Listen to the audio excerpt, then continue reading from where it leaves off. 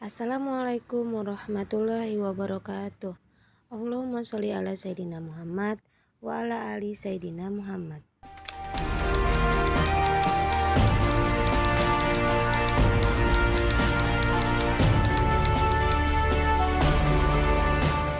Di Aceh, sejumlah nama yang telah tercatat lembar negara sebagai pahlawan nasional sebutlah Cut Nyadin, Palahayati, dan Panglima Polim, serta sejumlah nama lain. Namun, masih ada tokoh dari dataran tinggi Gayo yang layak mendapatkan gelar pahlawan nasional. Keberanian dan kemampuannya dalam perang gerilya melawan penjajah Belanda pada tahun 1940-an sangatlah berbeda dengan kemampuan pahlawan lain yang telah gugur di medan perang. Mengapa demikian? Aman Dimot di bawah pimpinan Ilyas Lebe berperang dengan cara yang unik, yaitu menghadang tank dan truk pasukan Belanda. Bukan hanya itu, dia dianggap kebal dan memiliki ilmu keniragaan karena tidak tergores apabila disabat pedang ataupun tidak mempan ditembus peluru. Sejarah perang heroik di mana tanggal 30 Juli 1949 di sekitar Tanah Karu, Sumatera Utara, pasukan Bagura dan Mujahidin asal Aceh Tengah mengintai dan menunggu iring-iringan tank dan 25 truk Belanda. Pasukan berjumlah 45 orang itu menggunakan persenjataan senapan dan plewa. Berdasarkan sejumlah sumber, pasukan barisan gerila rakyat Bagura yang dipimpin Ilyas Lebe bersama gerilawan setempat menyerbu tank dan truk tersebut dengan membabi buta, sehingga membuat pasukan Marsose kalang kabut. Satu dari puluhan serdadu tersebut bernama Abu Bakar yang dijuluki dengan Pang atau Sang Pemberani Aman Dimot. Sesuai dengan julukannya, Pang Aman Dimot dikenal pemberani dan tidak kenal takut jika menghadapi Belanda. Bahkan, pemuda itu tidak gentar dalam keadaan perang terbuka atau perang jarak dekat.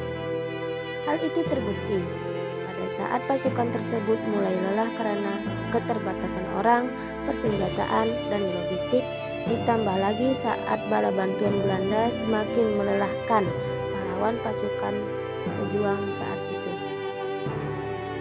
Aman Dimot bersikeras tetap melakukan perlawanan.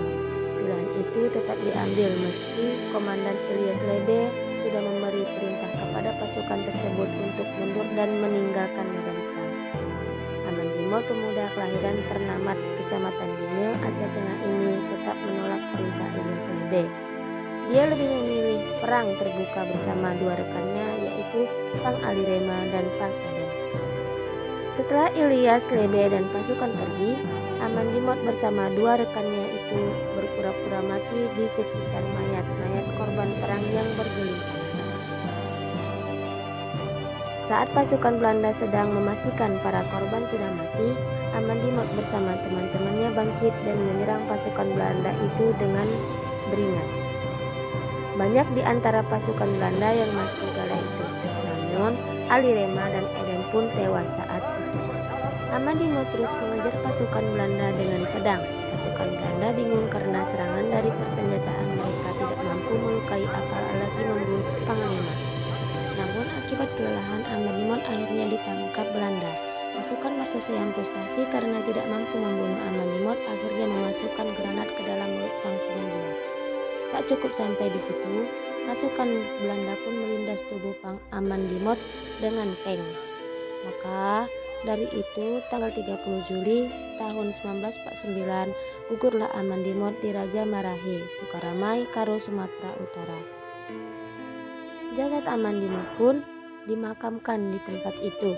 Beberapa tahun kemudian, kuburannya digali dan kerangkanya dipindahkan ke Tiga Binanga. Jasad Aman Dimot selanjutnya dimakamkan di Makam Pahlawan Kaban Jahe, Sumatera Utara. Demikian kisah singkat seorang pahlawan yang berjuang mengorbankan jiwa dan raganya untuk negeri yang kita cintai ini.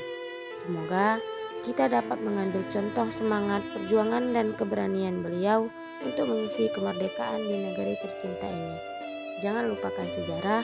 Wabillahi taufik wal hidayah. Wassalamualaikum warahmatullahi wabarakatuh.